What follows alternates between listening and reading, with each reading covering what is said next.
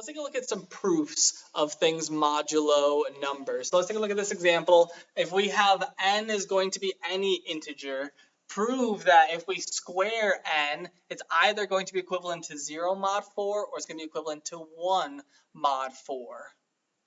So trying to prove this, maybe if you have no idea where to start, obviously looking at examples is a really good idea, right? So you could try plugging in 1. If I square 1, I get 1.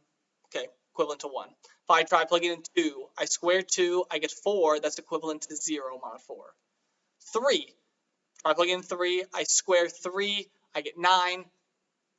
That's equivalent to 1 mod 4. If I take a look at 4, square that, I get 16, is equivalent to 0. Okay, so you start to convince yourself that this is true.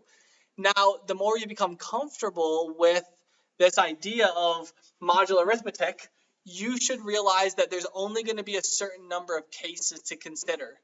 So remember, when we looked at our examples from last time of solving equations, we said that we only had to consider those examples that correspond to each relation class within Zn. So in this case, we're looking at Z4, so we only need to consider 4 cases.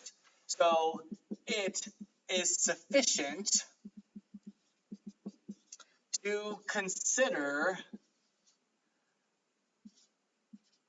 only 4 cases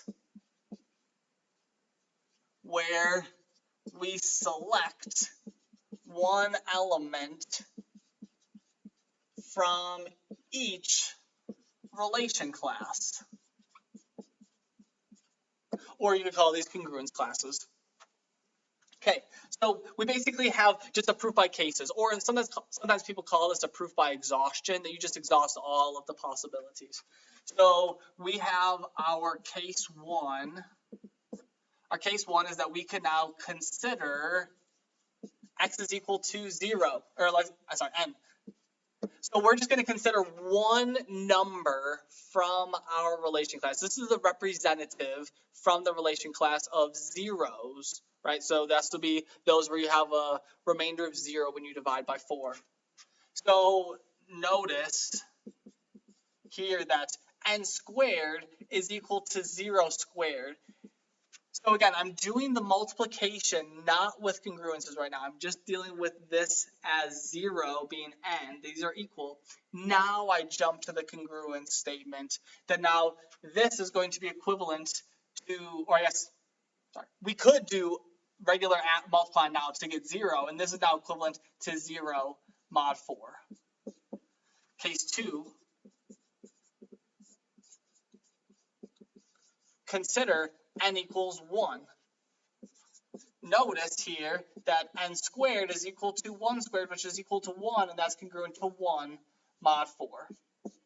Okay, so those cases, fairly simple. Now if we move on to case 3, we can now consider n is equal to 3.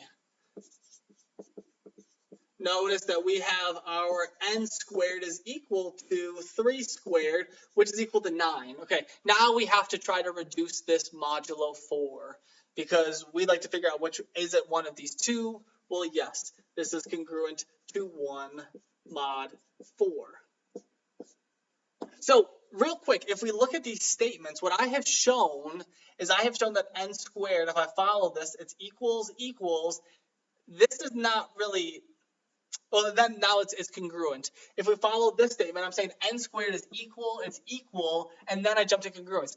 N squared is not equal to 1 mod 4. That doesn't make sense.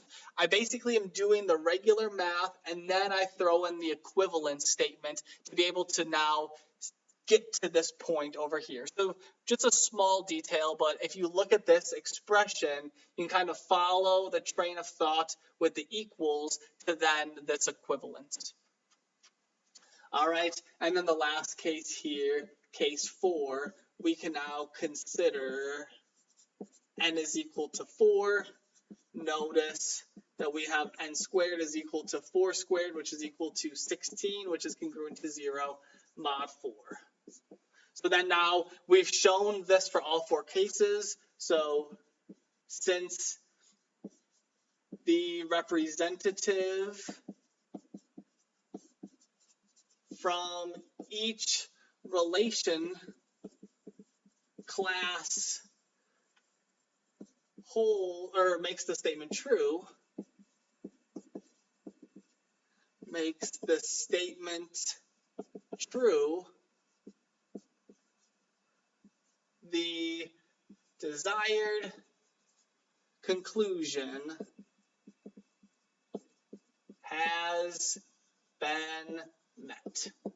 So we have indeed met our desired conclusion that no matter what integer I plug in, I have, when I square, it's going to be either equivalent to 0 or 1 mod 4.